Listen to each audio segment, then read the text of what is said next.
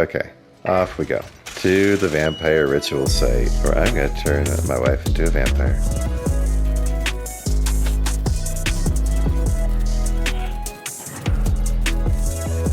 Here it is, it's around the corner. Trying to attack the world boss. Just come over here. Don't attack him. But over here. Okay. Here we go. I'm about to do it.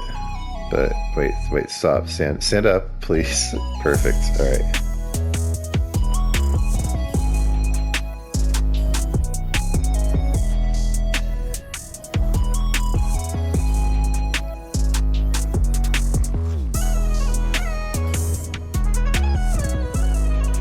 Look at this.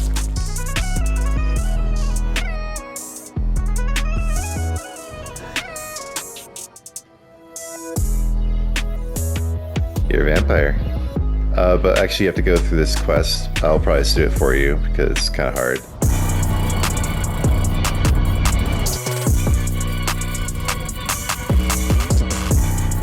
Our kind live in darkness and feed on light. First, you must experience the history of our kin. There are two basins, the basin of suffering and the basin of loss. After you've profaned Moloch Baal's symbol, you will drink from the basin of loss and see how Lamai Baal was forsaken in her time of suffering. Now drink the cup of suffering. When I was a priestess of Arcane, poor girl, may these flames purify your spirit. Went apart by a terrible darkness. That is why I insisted we perform this rite at once. No, we're too late. Back away.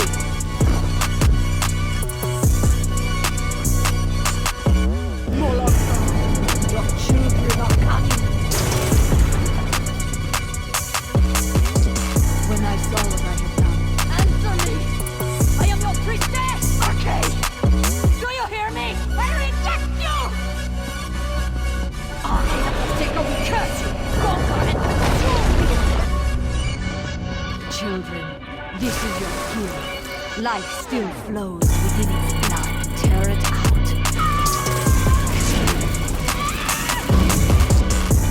I offer you a gift.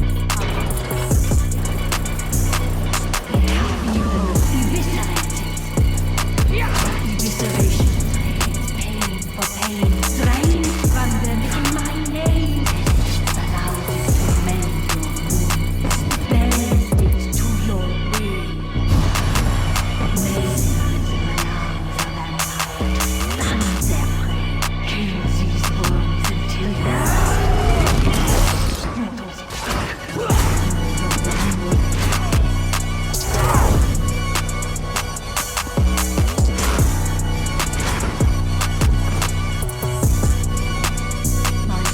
relish this news. Your kin live among the mortals, all who bear my blessing.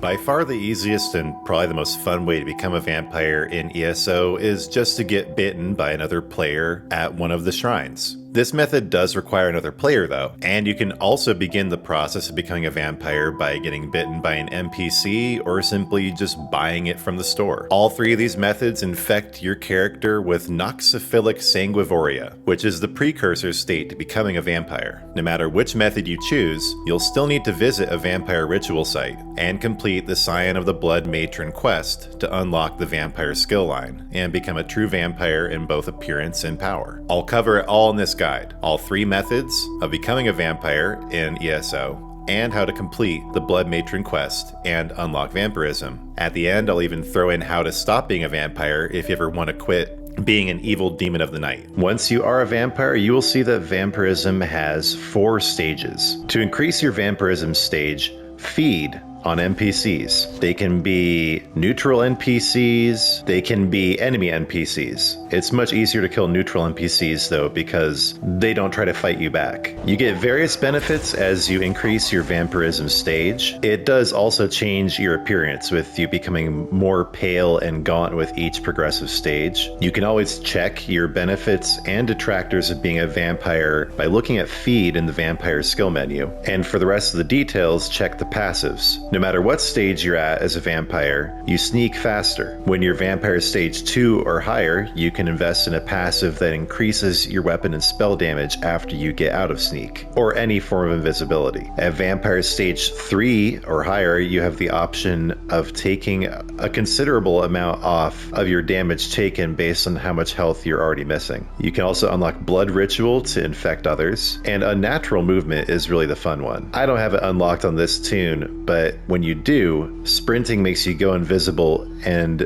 get covered with this red mist. Being a vampire has a variety of pros and cons that I'm going to get more into later in the video. Put simply, your health recovery eventually goes down to 0 as you go up in vampire stages. You take more flame damage and your regular abilities cost more, but your vampire abilities cost less. And then of course you get all of the passives if you've unlocked them for the stage that you're at as a vampire. In the intro, we already covered basically everything you need to know about how to become a vampire in videographic format. However, let's cover it again in a little bit more detail. The first way is to get bitten by a player. You can only be bitten by a player at a ritual site. No matter which method you use, you'll need to visit one of these sites. So go ahead and screen cap these images for later. I'm going to mark these as close as possible. If you have any issue finding them, just hunt around the area a little bit. First, in Reaper's March. It's toward the north end of the map, right next to this world boss. You'll find the site right there. So you go past the world boss, you hang a left. As you saw, you kind of have to sneak past him unless you want to fight him, and there it is. Next, we also have one in Bangkorai. It's located just south of Evermore in this nook in the rocks. And then finally, we have one more site in the Rift. It's just past Shore's Stone over here, up on the north end of the map. So if another player has unlocked Blood Ritual and they haven't bitten anyone else in the last week, you can go over to one of those altars like you saw me do with my wife and do the ritual. That infects the target with Noxiphilic Sanguivoria. The other method actually involving doing something in the game is getting bitten by an NPC, specifically a Bloodfiend, and even more specifically the types of Bloodfiends that hang out around those ritual areas. Originally, Reaper's March, Bangkorai, and the Rift were endgame areas, meaning that they were the highest level areas on the map. So the Bloodfiends there are a little different. There's quite a few of them around Ushmal's Rest over here, and you can basically just stand around and get bitten until you get infected. There's no guarantee of getting infected from a bite, and remember that getting hit and bitten by enemies does hurt you, so you might die. That's part of the reason I consider this method to be second best, but if you really don't want to deal with another person in the process, you can do it this way. Now, if you don't want to deal with another person or an NPC, you can just pay money to do this. In the Crown store, you will see an item called Curse of Vampirism that you can buy to get Noxiphilic Sanguivoria, and that costs 1,500 crowns. You can also cure your vampirism for 800 crowns in the Crown store. And this must be new. I don't remember this. You can actually get the entire skill line, so I may have misspoken earlier in the guide. I did not think there was a way that you could actually skip the quest and everything. Does this skip the quest? Instantly advances the vampire skill line to maximum rank and awards a Curse of Vampirism. Yes, this does skip the quest. So you can pay 3,000 crowns to skip the quest now too. You can pay double the price to skip the quest. Wow, okay. Well, I already disrespected this method, and somehow I disrespect it even more now. Come on, just go get bitten by somebody. It's fun. The quest is not that bad. But hey, I will try not to judge. So the quest, as you saw demonstrated in the intro, involves going through a portal, talking to a couple NPCs, going to a couple basins, trying out the different powers, killing a few hapless NPCs, and then going back to go. It usually takes 5 to 10 minutes. It's really not that hard. I actually just did it with a level 9 tomb with basically no gear. Pretty much anybody can do it. We've already covered the vampire passives, but the skills are pretty cool. The ultimate, which turns into a gigantic vampire Scion, has a morph called Swarming Scion that adds AoE DOT. Eviscerate does some powerful burst damage that gets stronger the more health you're missing. Blood Frenzy makes you stronger at the cost of health. Vampiric Drain is a channeled attack that drains the life of other enemies. I don't really like this one that much. Mesmerize is a guaranteed stun, and Blood Mist is great for mobility. It also gives you an AoE DOT. Aside from what you see in the skills, the real benefits of being a vampire in ESO are of course the cosmetic benefits first of all. It makes you super pale, gaunt.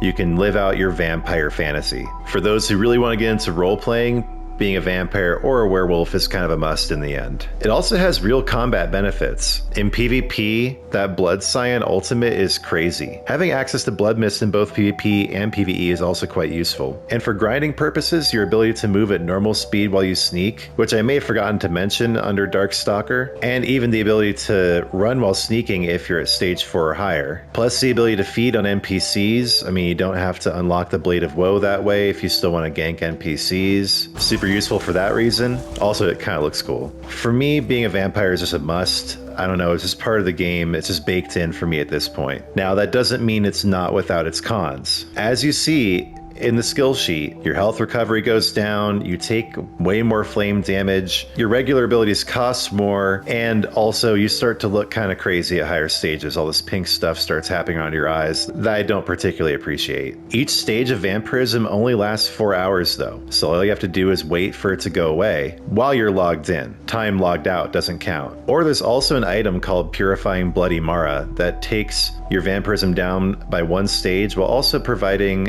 a pretty good buff.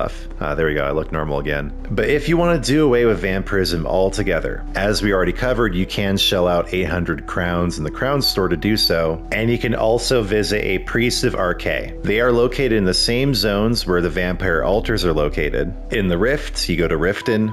In Bangkorai, you go to Evermore, and in Reaper's March, you go to Roleplaying. The person you want to talk to is in the Mages Guild.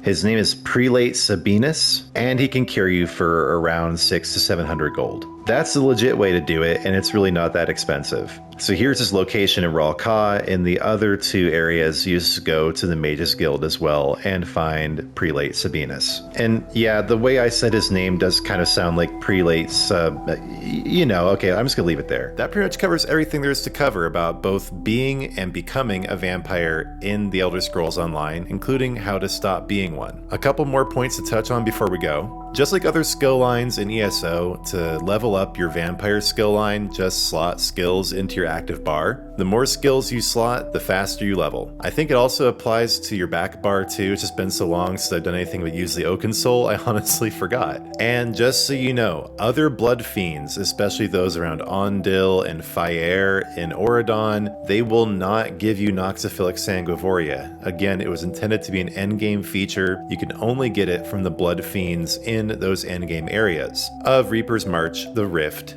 and Bangkorai. So don't waste any time just waiting for these low-level blood fiends to attack you. It's kind of hard to tell now because everything's the same level, but go to the endgame zones, or what used to be the endgame zones, and get the blood fiends there to attack you. Or honestly, just do what I did and just have another player do it. It's a really fun way to foster community, and there are lots of vampires out there who'd be happy to bite you. I only have 1 bite per week, but I have a couple tunes, and hey, my wife's a vampire now too, so we'd be happy to help you out. Just connect with me on X at @RealSpopes, and while you're at it, consider becoming a member of the Spopes Army, my membership program here on YouTube. I really do appreciate you guys watching. If you have any points that I didn't cover, please leave them in the comments. I did intend this to be the most comprehensive and in-depth guide to vampirism and the Elder Scrolls out there though. If you appreciate my style, I'd really appreciate a subscribe, liking the video, sharing it with others, and do turn on alerts so you'll never miss another Spopes video. Again, thank you for watching, God bless you, have fun being a vampire, stay tuned for more content.